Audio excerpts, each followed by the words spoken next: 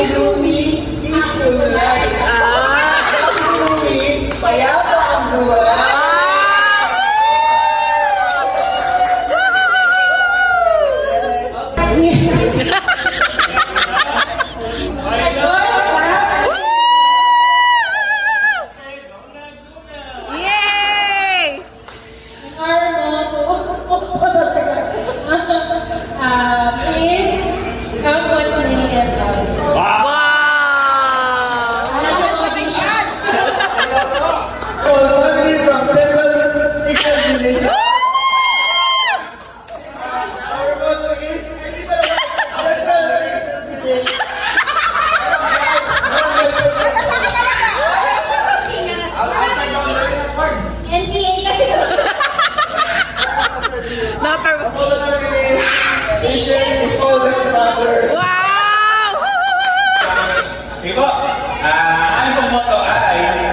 Wala kang puso.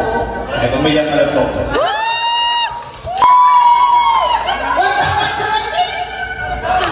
Ako pala si Asador. Sorry, hindi ko kasama yung family ko kasi yung anak ko hindi na kasama. Bigla siya nagkaroon ng nag-play na kumara. So, kami ang Asador family, pero I and myself. So, ang aking motto, nandiyan lang daw ang pera, pero nasaan?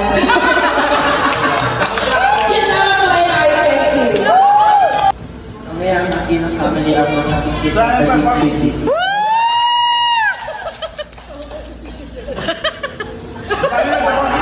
Ang motto namin, if that's okay,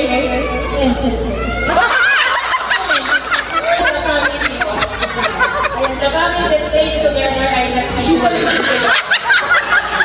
Ba't naman pala? Alright. Asan ba? Asan ba? Nasa New Zealand. Paano sa inyo ano yun? Magtrabaho sa kapatid. Alright, so sige. Ngayon, kakain na tayo. Uy, anong kasabihan mo? Anong sabi mo? Even lovers need a holiday. Far away from each other. Welcome back to my vlog!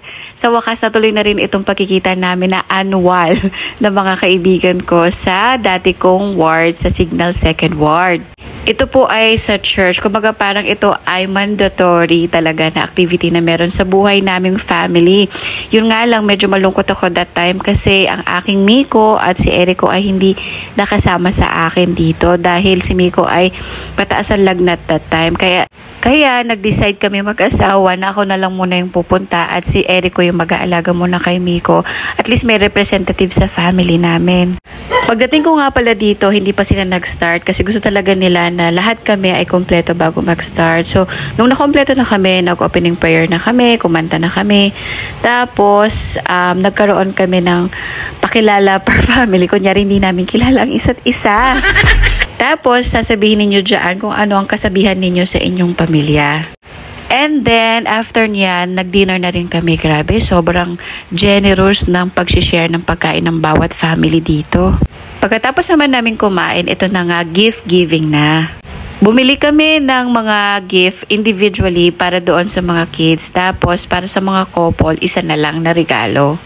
Ewan ko ba, pero masaya talaga kasama itong mga tao na to. Wala akong ibang ginawa dito kundi tumawa. Tapos malungkot. Ano kaya yun? Habang nandyan nga ako, wala rin akong nasa isip kundi sana nandito yung aking mag-ama. Parang alam mo yon, yung inner child mo na makareceive ng maraming gifts. Parang asaya-saya. Wow, inner child. Isa sa masaya dito yung may nagbigay na aguinaldo.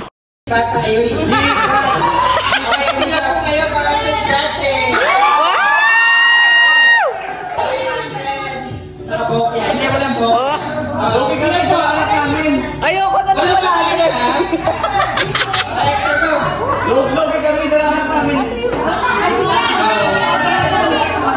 Bishop! Kuha na.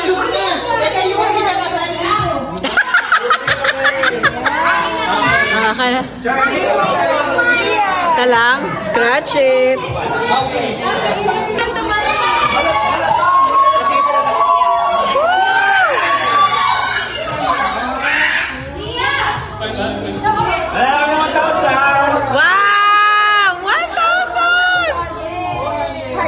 Grabe sila yung 1,000.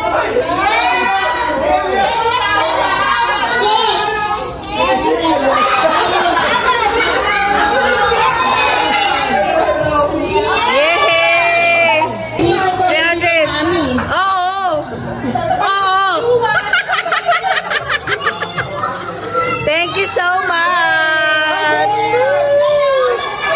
Grabe, gusto niyo yorn? Meron pa cash gift. Pati mga bata, iba din ang ligaya kapag may pa cash gift. After magbigay ng cash gift para sa mga bata, eto, nagbukas na rin sila ng mga regalo nila. Feeling talaga namin dito December 24 na, char. Para sa akin, kapag meron kang mga totoong kaibigan kagaya ng mga ganito ay pahalagahan mo, no? Tapos bigyan mo rin sila ng time. At syempre, effort na rin kasi kasama talaga sa buhay yan para maging masaya. So, yan lamang po for today's video and I hope nakapag-enjoy po kayo. Bye-bye!